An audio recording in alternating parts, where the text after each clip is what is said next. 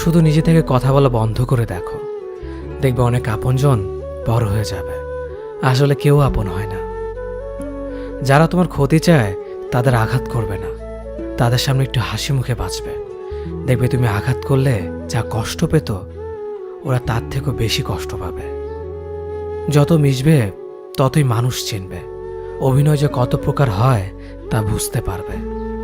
সবাইকে তোমার সত্যতা জানানোর দরকার নেই, যে যা ভাবে তা নিয়ে সমালোচনা করতে দাও।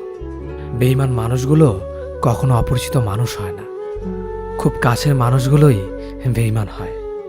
পাতা ঝরার আগে পাতার রং বদলে যায়, আর মানুষ বদলানোর আগে কথা বলার ধরন বদলে যায়। মন কখনো ভাঙে না, যেটা ভাঙে সেটা হলো বিশ্বাস।